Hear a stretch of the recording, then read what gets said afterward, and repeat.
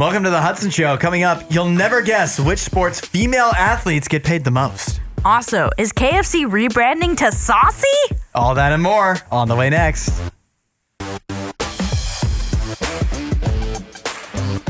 Speaking of Christmas, the hot new drink for the holidays is exactly that. Hot. It's hot Dr. Pepper. Forget about hot chocolate and the peppermint mocha and anything else you might be sipping on this holiday season. If you want to be on trend, you got to get the new hot Dr. Pepper, which is something you have to make at home. Hot Dr. Pepper is making the rounds online. What you do, first of all, you need a crock pot. I love drinks that require a crock pot. It's one of my favorite ways when I'm thirsty. I'm like, let me put something in the... Let me put it in the crock pot. In the crock for a few hours. You put a 2-liter bottle of regular Dr. Pepper into your crock pot, slice up some lemons, pop them in there, and then let it simmer but not boil for quite a while. And then there you have it, hot Dr. Pepper. Or if you're in a pinch, in a time crunch, you can also just microwave a mug of Dr. Pepper and sprinkle in. It says crystallized lemon. What is that? I don't know. I mean, why wouldn't you? You could just use lemon juice. Yeah. Maybe. Maybe. That might be too That'd be strong. Citrusy. Yeah, I don't know. I've never tried this before, so I don't know how it'll taste. I do like Dr. Pepper. You know, I don't drink it that often, but I like the taste of it. I don't know if I would like this because I think this trend came around a little bit last winter. And my roommate at the time, she is a huge Dr. Pepper fan, like a Dr. Pepper connoisseur, if you will. I will. She tried it and absolutely hated it. So if she's somebody that loves Dr. Pepper and tried the hot Dr. Pepper trend and hated it, I think I might not like it either. She's not. Is she a Dr. Pepper aficionado or a purist? Maybe she just loves the original Dr. Pepper so much. No, she tries the flavored ones like the coconut and the different ones that come out. She tries all those ones. Oh, that sounds horrible. I mean, it sounds like a really messed up version of like mulled cider or wassail. Yeah. You want to talk about lazy. It's not microwaving Dr. Pepper. It's not actually making real wassail or mulled cider and using Dr. Pepper instead. And I've always said this about Dr. Pepper. I'm not a fan. Okay. And I mean, there's certain uses for it. I think the Dr. Pepper barbecue sauce that you can get kind of good. But like drinking Dr. Pepper, I would never choose to do so. Even less so. What's Dr. Pepper's thing? 23 flavors. Maybe that's too many. And then maybe you start adding even more in. And how can that actually improve things? You just have a big mishmash of nastiness to me. Yeah, I think her direct quote was with the hot version of Dr. Pepper, it literally just tasted like medicine. Ugh. Yeah, that's kind of what Dr. Pepper tastes like in the first place to me.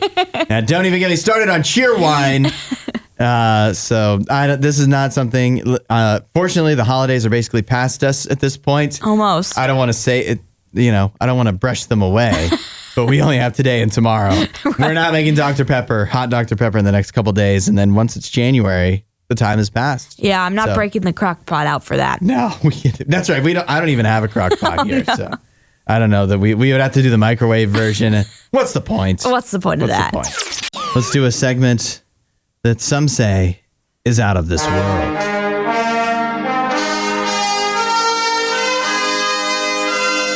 The Hudson Show in space. A lot of space news recently. This news could be concerning, I think, to many people, and that is NASA is warning that a asteroid is going to skim, is the word they use, skim past Earth tomorrow evening. A Christmas Eve asteroid. It will be at its closest point to Earth at right around, it'll be tomorrow night after the sun sets, depending on where you are. Now, they say that it shouldn't be a danger of hitting Earth. However, it is going to pass by, skim, again they say, at a distance of about 4.48 million miles from Earth. That might not sound very close, but when you consider that the sun is 93 million miles away, Mars is 245 million miles away. This asteroid being only 4.5 million miles away is pretty meaningful. Yeah, I mean, that's not a huge distance in space. I mean, space is so huge for a reason. We started using Infinite. Infinite. We started using light years instead of miles because it was just too hard to say 245 million. It's so many that we started using a different way of calculating. They just get so astronomical. So astronomical. Lovely word there. But yeah, this is, as of right now, no danger to Earth. But they do say if it did, because of the size of it, it's about the size of a 10-story building with a diameter of 95 to 230 feet.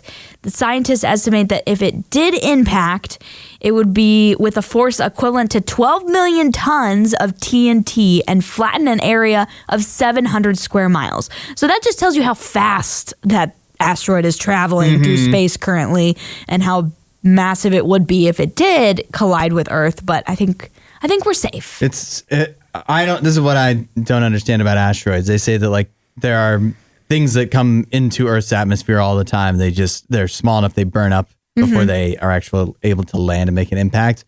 This is between 95 to 230 feet. That's not small enough to burn up before it even would get here. Yeah, I'm not sure about how much it would lose some of its density before it makes its way to actually impacting Earth if it was heading towards Earth.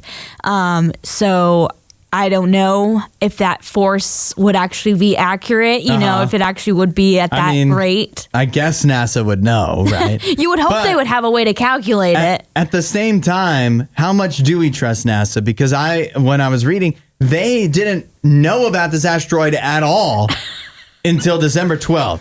So in 11 days, they've been able, oh no, there's an asteroid. How reassuring is this? It's what they call skimming past Earth, and they didn't know about it till 12 days ago. And so we're supposed to trust that they know for sure that it's not going to hit Earth and that there's not other asteroids out there that could just spring up out of nowhere that they have no idea about. Because there's other stories that'll be like, we have no asteroids in danger of reaching us until at least 2068 or something like that. I don't know. I don't know if we can trust them. I mean, I'm not saying they're not doing their best. It's hard. Space is big. There's a lot of asteroids out there. Space is big, and there's certainly a lot of objects flying out there. And for it to be going at 14,000 miles per hour, I mean, that's not huge in space-time travel, But I would imagine it just they didn't pick it up on the radar or whatever. They didn't see it on any of their satellites until 11 days ago. Yeah. Well, I don't know. If there is one that just comes up out of nowhere, that's probably the way we want it, right? We don't need a good don't look up situation where we have a bunch of time to prepare. And we just want it to be over with. I think we don't need to have a month of panic. I think we should just. I think it would be best if Earth ended that way. So you do want them to be negligent? No. I just think even if let's say that they're wrong and they're just saying this, I think that's better for us to not know. KFC, against all odds, finding a way to make their chicken even messier. They're about to sashay into 2025 and begin their saucy era. Opening late last week was a new take on KFC, literally called Saucy. For now, it is just one single KFC-owned and operated restaurant in Orlando, Florida, where, as you may be able to guess, they are taking their classic chicken, making it tenders, and then dousing it in your choice of 11 signature sauces. Ask me what the sauces are. What are the sauces, Hudson? Chimichurri Ranch, Spicy Mango Chutney, Smoky Bacon Ranch, and 8 more. We don't have time to go through all of them.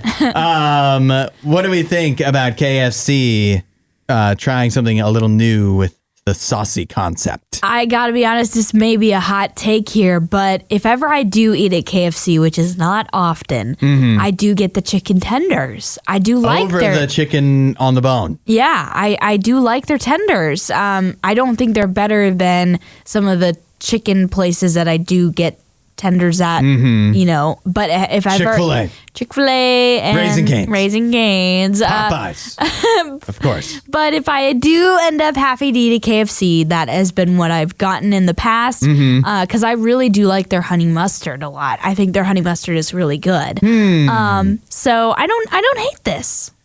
I think KFC, they have to make up their mind.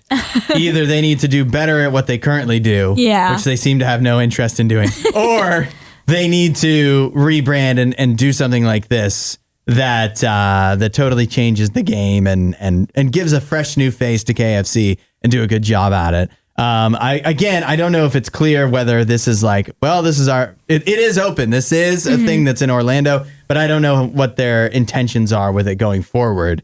If this is something that they're going to try to incorporate into other KFCs or start it as its own complete own thing, or if this is just going to be a one fun place that you can go, but only when you go to Orlando.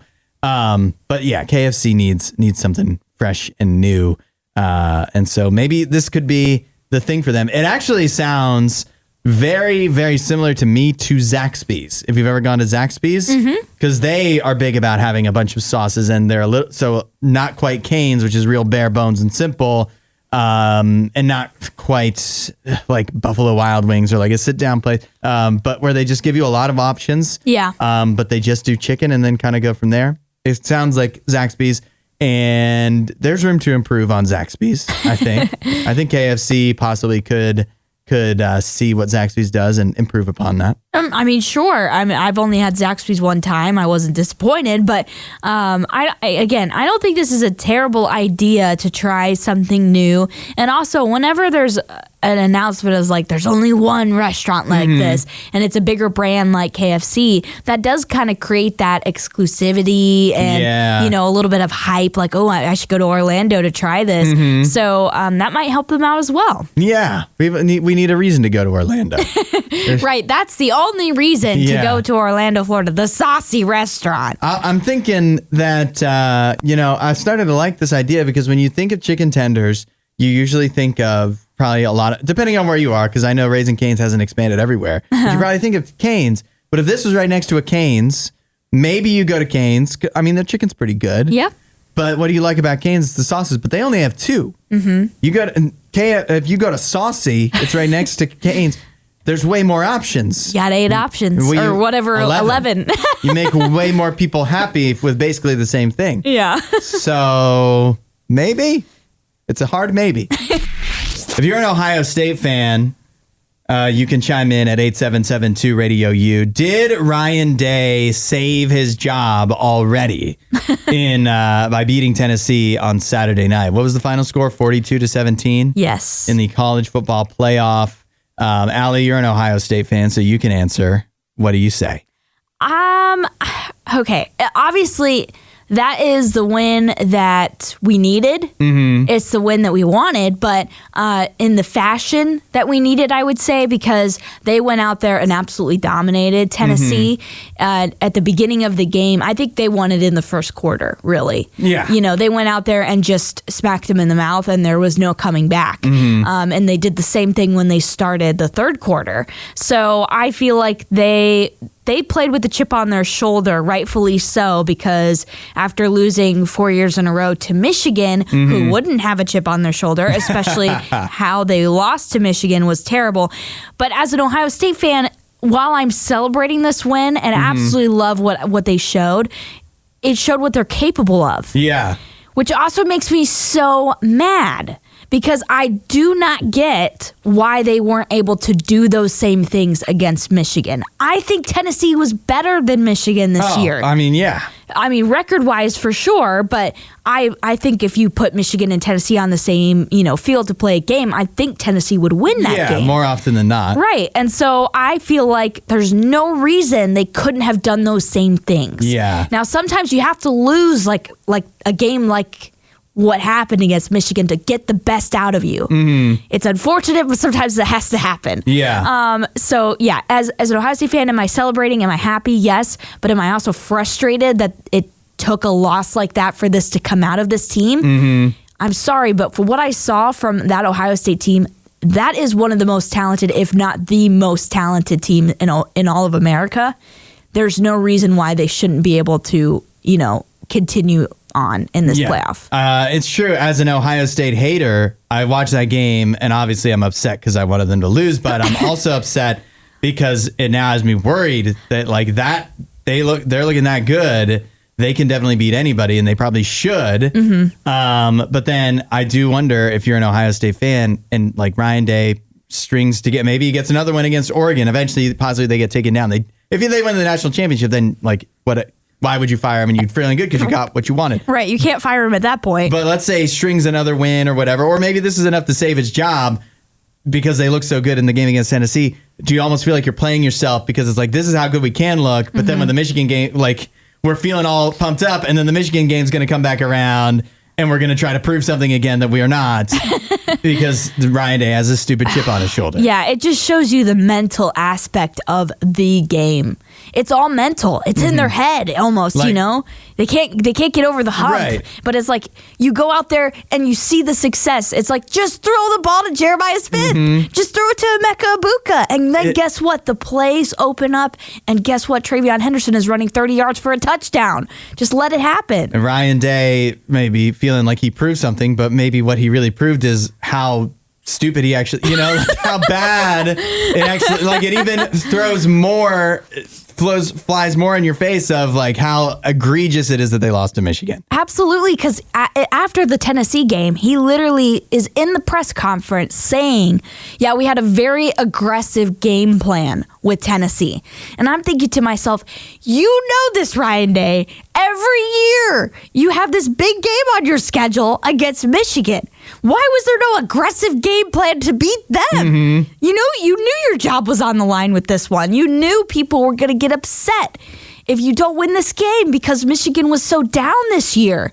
So I just thought that was such an odd statement to be yeah, we had a really aggressive game plan. Because again, as an Ohio State fan, it's this is great, but where was the aggressive game plan against Michigan? That's the game that means so much to us. And as Kirk Herbstreit mentioned or it might have been Chris Fowler who mentioned this, a lot of Ohio State fans probably would want a Michigan win more than a championship. And that really is the reality. Kirk Herbstreit said something about if Ohio State fans, and he called them the lunatic fringe, could get over that, then Ohio State would be a lot healthier.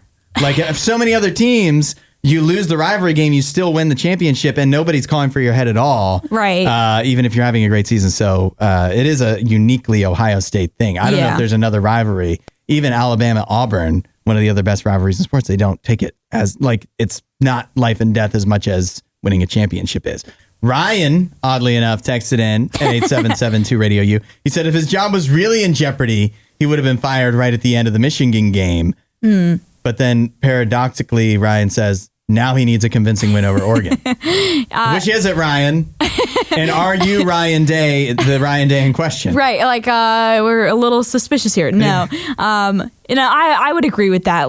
If truly the athletic director was thinking of firing Ryan, I think they would have after that game. I think if they had lost to Tennessee, are we really underestimating how mad the fan base would have been? And no matter whether it was the right or wrong choice, they probably would have just gotten rid of him. That would have been definitely nail in the coffin, most likely. I think he did win back some goodwill with not only the win, but also how convincing the win was. Mm-hmm. That is true.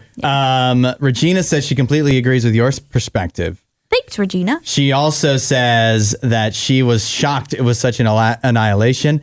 She says her friend who's a Michigan fan said that score is what she expected the Michigan game to be like. Right, because they were 21-point favorites. It's so crazy. Michigan. Even Michigan fans didn't believe, in many cases, that they could take down Ohio State, and yet they good. Ryan Day should say, Ryan says, I'm clarifying that I'm a big fan of the Buckeyes, not so much Ryan Day. That's why he wants a convincing win over Oregon. Ryan brings up a great point. He says, also, if Ohio State wins the championship, all my Michigan friends will brag that they beat the national champion. I was already thinking that. Good if Ohio point. State wins, I already think Michigan should be hanging a banner. That would be amazing. That would be amazing, and it is exactly what they should do. Good point, Ryan. And that would, I think, explode the brains even more. Yeah, that's not going to be a great feeling. Okay, let's get to the other question. That was only one of the blowouts in the college football playoff. Oddly enough, the Indiana game on Friday that everybody at first was complaining about for being such a blowout of Notre Dame knocking out Indiana, that was like the closest game of the weekend. Right. I mean, I think Clemson and Texas was a pretty good game up until the very end when Texas finally put it away. But Clemson, they were fighting back. They were crawling back, really. So that game I felt like was the closest match. But for the most part, it was pretty lopsided all around. So many people are saying that the committee got it wrong because all the games sucked so much. Do you think that's true? I don't think that's true. I mean, we knew we were probably going to get some lopsided games with this format. Also, I will remind you, in the 4-team playoff, we had lopsided games. Yeah, we did. So I don't think... And we'll probably get lopsided game. I mean, Penn State is a 10-point favorite against Boise State. Yeah, and which is actually crazy. And Texas might end up destroying Arizona State. I think they're a 14-point favorite. Right, and so just with how this format is, I think it kind of lends itself for potential lopsided games. But I don't think we should be complaining. As college football fans, we should be loving this. We just got to see playoff games in some of the best venues that our sport has to offer. We got to see it in Happy Valley. We got to see it at Notre Dame Stadium. We got to see it at the Horseshoe. Like, I am celebrating. I've been looking forward to this forever. Yeah. So I am so happy, not just because I'm a Buckeye fan and I got to see my team win, but because as a college football fan, I got to see some of our best, teams and fan bases get to celebrate home playoff games. Yeah. And I think it's important to point out how much home field advantage mattered. All the home teams won. Yeah. I think it was especially important in Penn State SMU, where not just the home field in general, but the cold weather versus a warm weather team. I think that was important. And I think it's better to get these games and their blowouts, possibly whatever, than to have SMU and Indiana sitting on the sideline and Tennessee, even like if we did a 14 playoff or whatever, being like, well, if we just got in, we would have, you don't know what we would have done. Right. Now we know. And I don't want to hear from Alabama. Like, that's not to say that Alabama and Miami should be complaining. Yeah. Because Alabama, Indiana got blown out by Notre Dame. Oh, yeah, well, you got blown out by Oklahoma. Right. So we don't need you coming in here talking about that, talking that mess. I think you would have been much better. So, yeah, I think we just need to enjoy this moment. Maybe the only tweak you'll make in the future is just change how you seed the teams. Yeah, but other than that, I am fine with all of what happened this weekend. Let's do our Monday tradition, the box office breakdown, looking at what made money and what didn't in theaters over the weekend. Well, look at this. As predicted here on the Hudson Show, your number one movie at the box office, Sonic the Hedgehog 3. Ooh. It was an interesting battle going into the weekend. Would it be Sonic 3? Would it be Mufasa?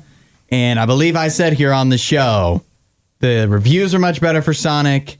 I don't know if I went into this detail, but like if you're a family and you have two choices, do we take the kids to see Mufasa or do we go see Sonic? Should we see the photorealistic lions that aren't very expressive, or should we see the fun cartoon, funny Sonic Hedgehog? Like, why would you not pick? And Jim Carrey with a crazy mustache. That's what people want to see. Yeah, I definitely think it was more kid friendly for sure. Yeah, I don't know what Disney is trying to prove by continuing to greenlight these live action remakes. Newsflash, Disney. Kids like cartoons. Yep. Kids like color and fun. They don't like real life. They wanted to watch real life. They'd watch the National Geographic. Right. What are they watching? They're watching Bluey. Yeah. They're not watching the Discovery Channel. No. And so it makes sense that Sonic 3 would be number one at the box office. $62 million in North America. Okay. Mufasa was number two. It made $35 million. Oh. I don't know if that doesn't sound very good to me. No, I would imagine their budget was quite large, so that doesn't sound like it's going to make their money back. It's not cheap to animate those photorealistic lions. Nope. So that, both of those movies should do just fine over the holidays. They got a couple weeks where they're the family movies that are out. So yeah. They'll have some legs, but obviously Mufasa, probably not the opening they were looking for. And then Wicked stuck around at number 3, making another $13 million. Now, the question is, Allie, what have you watched recently? So over the weekend, I honestly was watching a lot of football. Didn't really get to any Christmas movies because I'm still working my way through Only Murders in the Building. So I'm still finishing that newest season of that. But yeah, didn't really get to watch much outside of football. Only got to one episode of Only Murders in the Building. So I'm about halfway through that season currently. So yeah, I didn't get to watch any new Christmas movies or any new films that came out. Next time for you and for everybody that has watched Murders in the Building, the next time Mike Maines and the Branches, O Come, Emmanuel comes on. My mom pointed this out. It sounds just like the Only Murders theme song. I know you told me that off the mic last week, and I'm like, every time I hear it, now I can hear that. Yeah. Yeah. We heard from Brandon, who watched a movie at 8772 Radio U that we had mentioned in the weekend watch list. That's Juror Number 2, which was new on Max this weekend, starring Nicholas Hoult, directed by Clint Eastwood, possibly his last movie ever. Brandon said, pretty darn good. That is what he said. I didn't get around to that either. I do really want to watch it, though. The only movie I watched recently, well, I don't know. I've watched movies, but the one that's clearest in my mind, because I watched it on Saturday night, is Home Alone. Nice. The Christmas classic. Now, here's my question for you. Have you ever been, has anybody ever brought up front door Santa theory to you? Front door Santa theory? I don't think I've ever heard of that. In regards to Home Alone. Okay, what is that theory? I will present, it's not that complicated, but I'll present front door Santa theory to you coming up next. Okay. We just did the box office breakdown, looking at what made money and what didn't in theaters. Over the weekend, it seems that one movie that didn't make as much money as it was supposed to was Mufasa. Came in second place a distant second behind Sonic 3. Kim says Mufasa is for the 20s to the 30s, not the kids really. Which is bad news because I see the preview for it and I'm like, this is a kids movie. Yeah. I mean, it was about a young Mufasa. And so I feel like they were really targeting kids. So I guess I didn't get the memo that it was for the older group. Yeah. I mean, I guess I'd feel a little less weird as an adult, like going to the theater without kids to see Mufasa than Sonic 3. I don't know. I don't think, you know what? Honestly, at this point, I go to any movie whenever all alone, so I don't even care. But I would, there's still a little tinge of weirdness. I suppose. Regina says she's been hard at work catching up on movies. She said she watched The Santa Claus. I also watched The Santa Claus. Oh, such a good movie. It still stacks up. And I'll tell you, the second one, okay. Third one, maybe not as much.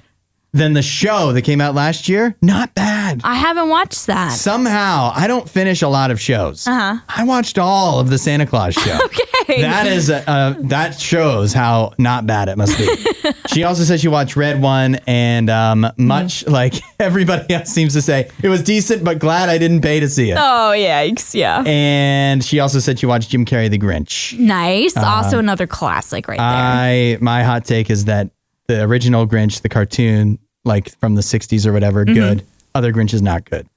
I disagree with you. I know I've already shared this, but I love the OG cartoon that you're referring to. But I also do love Jim Carrey's The Grinch. I think they all have different factors about them that make them fun and memorable. I never go back to the Jim Carrey Grinch. Okay. Okay, so we were talking about I watched Home Alone. Yes. You've never heard of Front Door Santa theory. No, I have not. Now, forgive me because I'm a little rusty on Front Door Santa theory, but I believe that it was originally posited by the You Hate Movies podcast, which if you're not familiar with, that is some of the guys from Showbread, their movies podcast. Really? I love Showbread. And so they, which is from the RadioU Throwback channel, they came up with this theory that I subscribe to, that in Home Alone, all actions, all events are controlled by Front Door Santa. If you think back to Home Alone, particularly before the power goes out, the night before they're supposed to fly away, you see Front Door Santa on the door, and it like makes a kind of magical noise. The wind blows, and then the power goes, like the tree falls or whatever, as if to say, Front Door Santa was doing this. Oh, so it's a conspiracy theory Yes. about a potential bad actor in. Bad actor or good actor? Or good, yeah. I a mean, benevolent God. we don't really. Is Front Door he's Santa. neutral. He's neutral. You know. Well, his the idea of Front Door Santa's motives, again, forgive me because I'm a bit rusty, but that he wants to see everybody on the nice list. And so by his actions, he is able to, if he controls everything, only able to get Kevin to be on the nice list and forgive his family, not only able to get the old man reunited with his family, also you think all of Kevin's family treats him nice when they return. Until Buzz sees his room. They're all back on the nice, back in good grades on the nice list. And then the similar thing happens a year later when everybody's back to being upset in Home Alone 2. And once again, Front Door Santa has to get involved and get everybody back to loving each other again. Interesting. I mean, I definitely don't hate the theory, but I would never have thought of that. If you watch it again this Christmas season, think about the Front Door. Pay attention. Pay attention to Front Door Santa. And see if you buy the Front Door. It's shown at some very pivotal times in the movie. I am going to have to go back and rewatch this one now. I watched it already one time this Christmas season, but it's so good. I don't mind rewatching it again. And I'll direct you not only to listen to, obviously, the Hudson Show podcast, so you never miss any of our highlights, but the You Hate Movies podcast, too. Episode 133, Home Alone, Front Door Santa Theory. Nice. That will give it a much better, painted in a much better light than I was able to. Allie, I know you follow politics a lot. A little bit, yeah. Do you agree with this, that one of the best things a politician can do is convince people that he or she is just like them? I mean, I feel like the best thing they can do is prove that they're good enough for the job. But sure, if they come across as relatable, that is helpful. The truth is about many politicians is they are, outside of being a politician, way more successful, possibly rich than most of us. Right. But they can't let you know that.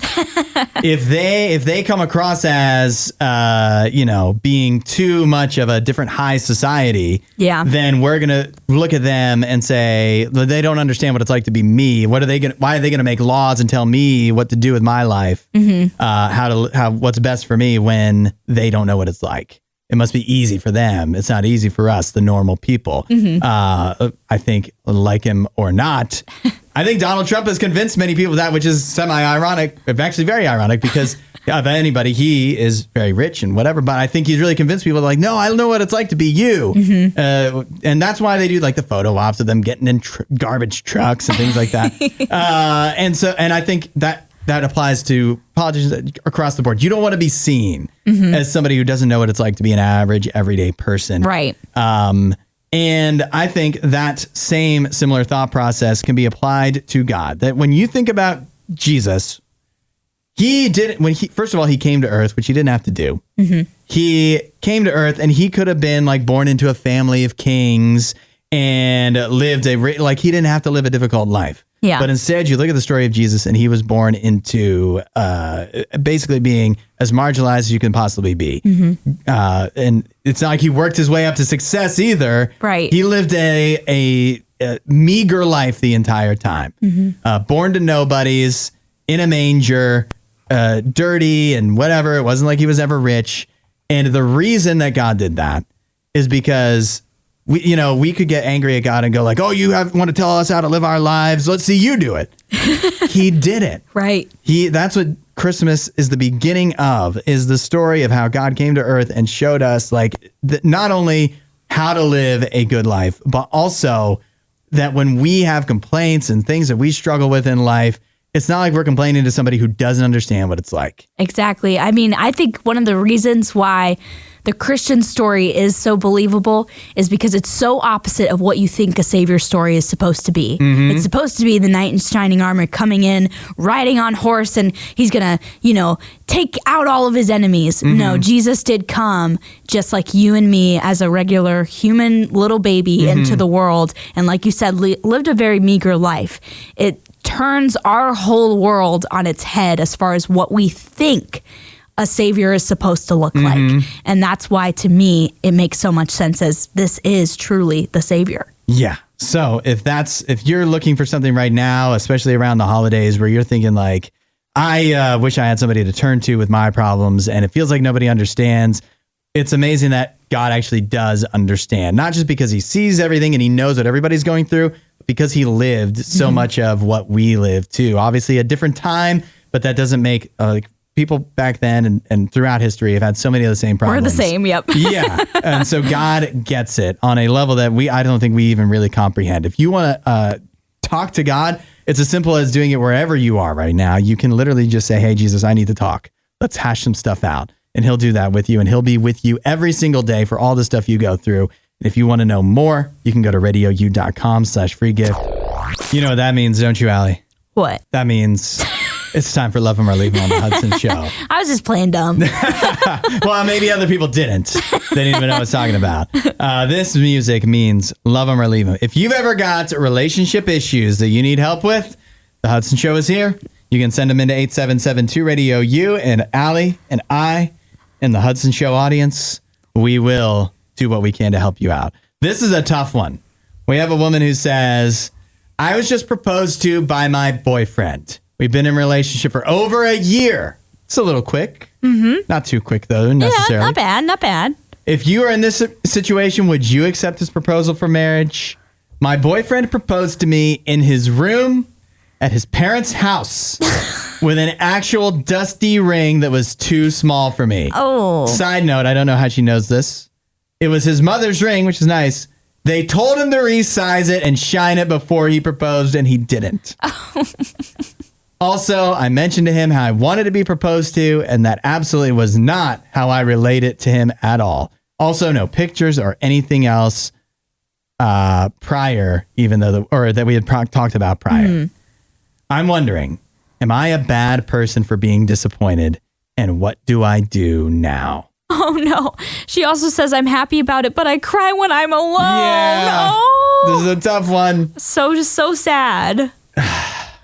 I mean, I'll just say this quickly before we, open up the Hudson hotline. Yeah. I'll say this, as a female, I can say we do dream about this as kids a lot. The day of the day I'm going to get proposed to and the day I'm going to get married. So I understand why she's like, I'm crying alone because it's a big moment. This is not how I pictured it for my whole life, Yeah, I totally get it. So what do we do now? Let's open up the Hudson hotline. 8772-RADIO-U. In this love 'em or leave 'em situation, we need you to chime in and let this gal know what she should do, how she should handle this disappointing proposal. Well, Savannah just texted in with a question, which I think is a very important one. She asks, do you want to marry him as he is right now, or do you just want to get married? Oh. Do you like the idea of getting married, or do you actually want to get married to this guy? Right. And which is a valid question. You need to be thinking about that. Also, Marcus got in with one. He says, I'm just going to say it. Why are you two getting engaged when you've only been together for a year? Now, I will say I've seen successful marriages with people that have known each other for less time and have gotten engaged. So I don't think that's where the problem may lie. But I think he is getting to, maybe some of the root of the issue, which is are you really ready for this type of commitment? Y'all are young. I don't know if he actually lives in his parents' house. Yeah. Which isn't a problem either. Yeah. Unless that means that he's absolutely not ready, like what you're planning for moving out and stuff right. like that. Do you have a job? She doesn't fill in those details for us. Could speak to not just that he's not very thoughtful or caring. It also could speak to y'all or he is immature and just not ready to be married yet. That's what I'm a little worried about. And I think Marcus is getting to that with his thoughts as well. So, the maturity aspect and just seems like the wishes were not listened to. I feel really bad for this girl. Yeah. It is first of all, she asked, am I wrong to be disappointed? Absolutely not. No. Not a almost nobody. Some people really, truly do not care about there are that that's like a unicorn though. Yeah. That's you have to treat it, even if the girl, if you're a guy, even if the girl says she doesn't care how it happens, you have to treat it like she does. Right. Well, I don't feel like I'm a super picky or like overly romantic person, but I wouldn't want to get proposed like this either, because it just seems like there was no thought behind it. It's still supposed to be special either way, just because they don't, maybe, I know a lot of people don't want a public spectacle. Right. You don't want it to be a big deal out in front of other people, but it still be special for you guys. Yeah. And something you remember nicely, positively. Right. As a couple. Yeah. So, yeah. So you're not wrong to be disappointed. I'm always, whenever we do love them or leave them, hesitant to just say leave them. Yeah. Because there's a reason that presumably that you like this guy enough to be talking about proposals in the first place. But I think I saw a good comment come in where it said, let me see. Here we have Ilya who says, had this been me, I would have declined by saying that I don't feel ready yet, assuming that you don't want to break up. Then spend the next 3 to 6 months noticing if he usually ignores your specific requests or if the proposal was a one-off because he's madly in love or something like that. That is true. He could have been just ready, you know? Yeah, right. Which I still wish he would have done something better, but I feel like that's less likely. But yeah, you don't, there is a lot of space between ending things because it was a bad proposal. Right. And getting married to him. And not having a do-over. Right. You can have a do-over and that'd be a nice story. Yeah, you could have a do-over. And also some people might plan longer engagement periods. So, that could be what this couple was planning on doing already. Getting engaged just to have that over with. But then, we're going to be engaged for 2 years while we get ready for the wedding. Yeah. I'll say one more thing from Regina. She sent in a lot, but she said, I think what she said at first actually is pretty good. And that's just say, be honest and let him know that you were disappointed. It's not how you discussed, but more so the fact that he did not clean off the ring says that you don't mean as much to him. Yeah. If you can't talk to him about how you're disappointed about this, then that's a sign that you guys don't have a very strong relationship and that marriage is you're way jumping the gun on this thing. Right. If you're a female athlete, you want to make sure you go where the money is. You want to actually be able to turn your athletic prowess into a career. I'll tell you the most lucrative sport you can get into. You're probably not playing it. It's pickleball. Yeah. According to a new report from Daniel Kaplan of Awful Announcing, he has found that the female athletes that get paid the highest salary on average in professional sports leagues in 2024 is pickleballers. What? How? He says the United Pickleball Association paid out on average $269,000 this year to each of its female players. Where is that money coming from, first of all? Pickleball, as we've mentioned, is the fastest growing sport in America, has lots of big investors, lots of big name athletes are involved in the Major League Pickleball, like LeBron James, Kevin Love, different people that have just found a love for pickleball that have gotten involved in the sport early. But I think the reason why this number is so high is because even though pickleball is the fastest growing sport in America, there's not a lot of really good professional athletes in that sport just yet. I mean, they are very talented, but it's not oversaturated. Yeah. So the numbers they were comparing to women that are paid in, in soccer or in the WNBA, and those are much, much lower compared to this 269,000. But there's also just a lot less female athletes to pay in pickleball versus the WNBA. That's a good point. That's actually a good way to look at it. That with, let's say, women's tennis or women's soccer, as there's a limited amount of money in any of that, right? And then once we have this league and let's expand it a little bit, and let's make these more tournaments and more tournaments until the top players are still getting paid very well. Yeah. For what they do, but you have a lot of people at the lower end that are bringing down the average by a lot, right? Because they're just playing it just to scrape, if they wanted to make that a career, it's scraping by, right? Because there's just a limited amount, but there's some people want to go watch tennis in Washington D.C. in August, and so they put on a tournament there, but there's not a lot of prize money because there's not a lot of sponsors because there's only so many people that want to watch that. Right. And also tennis is like independent contracting pretty much. And so you only win if you only get money if you win a certain amount of, you get placed. So you have to get up to a certain point in the tournament, like make the quarterfinals or something to actually start getting some of the purse that is available for that tournament. Versus, this is players that are getting paid. They're on the Carvana PPA Tour, and they're also on the Major League Pickleball. They're on a team for Major League Pickleball. And basically, the UPA controls both of those two leagues, if you will. Yeah. And so they have $30 million to pay these players, and they just divided it evenly amongst all of them, men and women. And so that's why you see this kind of higher rate, is because even though it's a smaller pie, you have less people to split it amongst. Yeah. Versus if you literally only have 30 sports. people to split even still a small pie with, versus 1,000 people to split a slightly bigger pie. Yeah. The 30 people are going to be making more money. Right. So now you know what you need to do, Allie. You have a lot of practice. There's a lot of money in it. You're going to have to turn pro. I don't know how soon I'll be turning pro. I told you off the mic, I feel like we do kind of overplay me playing pickleball. I've only been playing pickleball since October.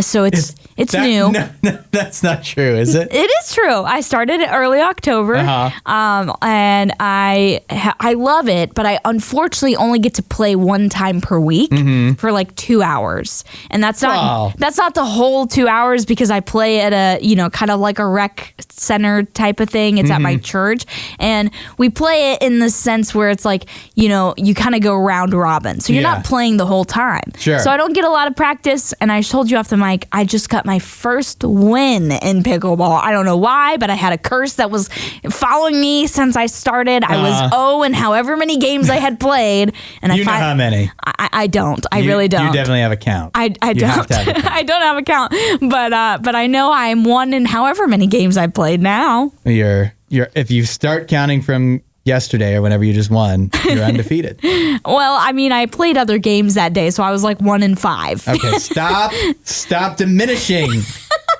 You're never going to turn pro with this attitude. And bring in $200,000 for both of us to split, because I encouraged you. Hopefully all your Christmas shopping is done really at this point. If you're trying to brave the malls obviously you're not doing Amazon today, right? I think it'd be too late. That there's many things you can buy on there that would get here in time. I'm sure there's a few. But yeah, if you're going out today, Godspeed. Good luck. I do have a question talking about Christmas shopping, Christmas gifts. I'm going to open up the Hudson hotline here. 877-2-RADIO-U. What's a Christmas gift that someone in your life insists on you getting that you refuse to get? Insist on me getting as like a gift? They really want. Oh, that I'm supposed to buy for them? Yeah. If they're listening right now, you can put them on notice. You can be like, listen, you are not getting this. 877-2-RADIO-U. I'm sure anybody with kids right now probably has a long list. Right, They're yeah. like, well, first of all, pony. You're definitely not getting that. We don't have the space. I don't know. But there's other gifts too. I do have one in mind for Mrs. Hudson. Okay. That, and she knows she's not getting it. But I do have, I guess I'll just say it now. The gift that she wants that she is not getting, a Ninja Slushie. Oh. But that's through no fault of my own. Okay. The Ninja Slushie, I'm not convinced that it actually exists. Because you can't get it anywhere. Okay. It's sold out everywhere. It's sold out on Ninja's. At least that's what it says. It's sold out. Yeah. I don't know that it was ever sold. I know some people show it on TikTok and stuff. If you've never seen the Ninja Slushie, it's like, I guess their newer Ninja contraption that literally, it's like it makes slushies, right? But it doesn't need ice. Like, you don't need ice. It makes your drink into ice. Interesting. Which is seemingly a much better thing than watering your drink down by adding crushed ice into it. Yeah. And so if you watch the videos online of people that supposedly have a thing that supposedly was sold at one point, it is pretty amazing. But it's, I'm not sure anybody could actually buy it. Interesting. Well, so she's not getting that. So it's not that you refuse to buy it. It's just that you literally can't find it. Yeah, I would probably. It's $300. Oh. It's a lot. Yeah. And I guess maybe if I really was dedicated, I could go on eBay and buy it for twice the price. Maybe. Yeah. I don't know. But that's the first thing that comes to mind of just a Christmas gift that sorry, you're not getting it. Interesting. But she knows that. She knows. She knows. If she didn't know before, she definitely knows now. Well, I'm going to have to contemplate on this one. So I think I'm going to have to wait and think about what exactly I would refuse to buy. It's refuse or just will not. Okay. 8772 Radio U. I'll give you and everyone else 3 minutes. We actually have the Hudson hotline open right now. 8772 Radio U. Asking what is a gift that someone in your life wants and you will not be getting it for them. Just let them know right now. You're not getting this. 8772 Radio U. Mine was for Mrs. Hudson. She really wanted a Ninja slushie. The problem is not even that I wouldn't get it for her. I just can't. It doesn't exist. Jeff says disappears true to the ninja way. That's very good. That is so good. From Jeff. Susanna says, I refuse to buy anything to do with Pokemon or any movie/video game. There's no pop culture for Susanna, it sounds like. That's a tough line to draw. Pretty limiting in some scenarios, especially if you're buying for like younger boys. Often they like stuff like that. So, but I mean, I don't have anything wrong with creating a hard line for yourself. You can make up your own rules. Yeah. Max says, I will not be getting anyone in my life a Starbucks gift card no matter how much they ask. So he has something against Starbucks. It sounds like it. You do you, Max. Regina says, my husband knows that he's not getting some of the expensive toys he wants on his wish list, like a remote control monster truck that starts at $600, but to make it what he wants, it would be over $1,000. Not happening. Not happening. Why not, Regina? Why don't you want to spend $1,000 to get him a remote control monster truck? Yeah, come on. What's wrong with you? Justin says my wife wants a Corvette one day, but that won't be anytime soon. I think that's reasonable. Yeah, I would say so. After thinking about it more, I think for me, and this is more because I think this is stuff that I would be like, don't buy this for me. Any electronic devices, because I'm very picky, choosy about my electronic devices. I want it to have certain, things about it, especially when it comes to like a phone, or also furniture. I think furniture is something where you need to pick those pieces for your own home. That's a good point. And so I feel like furniture, decor. Yeah. So I feel like it's hard to shop for people in that way. Like I don't like to try and buy something that I want someone to hang in their house. Yeah. Because I'm like, I don't know their style that well. You're asking for awkwardness because they can pretend like they like it, but then they're either have to never invite you over again, or you're going to get invited over and they don't have it showing, and you're like, and then you're thinking like, where about that thing I bought for you? Yeah. So I think that's what I wouldn't buy for somebody is home decor, furniture, or electronic devices. Anthony says his son is not getting a dirt bike. That's another reasonable one. Expensive for a gift in many cases, and possibly dangerous. Yeah. You could hurt yourself. And Daniel says, my brother really wants some of those expensive Lego sets, and I'm not doing it. Yeah, those Lego sets do get really expensive. Yeah. Sometimes you see like people with the wish list that has like the several $100 Lego sets. Yeah. And you're like, do you actually think someone's going to get that for you? Or like, what is the point of that being on there? Right. But good luck to you if that's on your wish list this year. But if Daniel's your brother, you're not getting it. Thanks for listening to The Hudson Show. Please don't forget to rate and review the podcast.